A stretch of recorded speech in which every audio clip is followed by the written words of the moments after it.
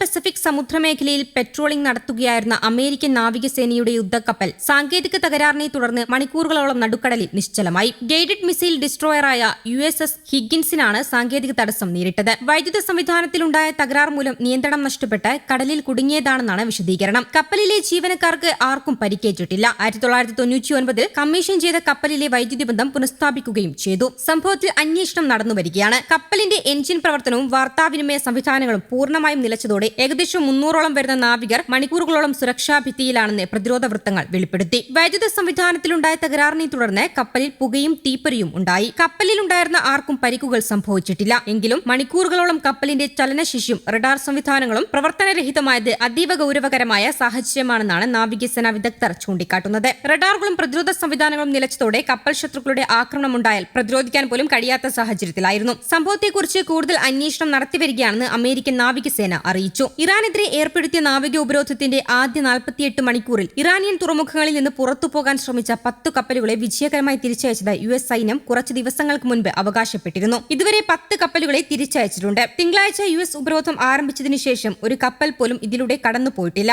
US central command എക്സിൽ post ചെയ്ത പ്രസ്താവനയിൽ പറഞ്ഞത് ഇങ്ങനെയാണ്: ഉപരോധത്തിലൂടെ ഒരു കപ്പലും കടന്നുപോയിട്ടില്ലെന്ന് US സേന പറയുമ്പോൾ ഇത് മറിച്ചാണെന്ന് സൂചിപ്പിക്കുന്ന കപ്പൽ ട്രാക്കിംഗ് ഡാറ്റ ലഭിച്ചിട്ടുണ്ട്. ചൊവ്വാഴ്ച ട്രാക്കിംഗ് ഡാറ്റ അനുസരിച്ച് ഇറാനിയൻ തുറമുഖങ്ങളിൽ നിന്ന് പുറപ്പെട്ട കുറഞ്ഞത് 3 കപ്പലുകളെങ്കിലും ഹോർമൂസ് കടലിടുക്ക് കടന്നുപോയിട്ടുണ്ട്. എന്നാൽ പിന്നീട് ചില കപ്പലുകൾക്ക് പിന്മാറേണ്ടി വന്നിട്ടുണ്ട്. ഇതിനിടെ ഒരു ഇറാനിയൻ കപ്പൽ ഉപരോധം മറികടക്കാൻ ശ്രമിച്ചതായും ഇതിനെ US മിസൈൽ ഡിസ്ട്രോളർ ഉപയോഗിച്ച് വഴിതിരിച്ചുവിട്ടതായും സൈന്യം അറിയിച്ചു. ബന്ദർ അബ്ബാസിൽ നിന്ന് പുറപ്പെട്ട ഇറാനിയൻ പതാകയേന്തിയ ചരക്ക് കപ്പൽ ഹോർമൂസ് കടലിടുക്ക് കടന്ന് ഇറാനിയൻ തീരദേശത്തുകൂടി സഞ്ചരിച്ച് അമേരിക്കൻ ഉപരോധം മറികടക്കാൻ ശ്രമിച്ചു. ഗൈഡഡ് മിസൈൽ ഡിസ്ട്രോയർ USS സ്ട്രിപ്പോൺസ് വിജയകരമായി കപ്പലിനെ വഴിതിരിച്ചുവിട്ടു. അത് ഇപ്പോൾ ഇറാനിലേക്ക് തിരികെ പോകുകയാണ്. അമേരിക്കൻ ഉപരോധം ആരംഭിച്ചതു മുതൽ ഇതുവരെ 10 കപ്പലുകളാണ് തിരിച്ചയക്കപ്പെട്ടത്. ആരും ഉപരോധം മറികടന്നില്ല. US സെൻട്രൽ കമാൻഡ് പ്രസ്താവനയിൽ അറിയിച്ചത് ഇങ്ങനെയാണ്: ഇതിനിടെ ഇറാനിയൻ തുറമുഖങ്ങൾക്ക് മേലുള്ള ഉപരോധം അമേരിക്ക പിൻവലിച്ചില്ലെങ്കിൽ ഗൾഫ് മേഖലയിലെ വ്യാപാരം തടയുമെന്ന് ഇറാൻ സംയുക്ത സൈനിക കമാൻഡ് ഭീഷണിപ്പെടുത്തി. അമേരിക്കയുടെ ഉപരോധ പട്ടികയിലുള്ള കപ്പലുകൾ, ഇറാനിയൻ കപ്പലുകൾ, കള്ളക്കടത്ത് നടത്തുന്നതായി സംശയിക്കുന്ന ഏതൊരു കപ്പലുകളും തടയുമെന്നും സംശയാസ്പദമായ നിലയ്ക്കുള്ള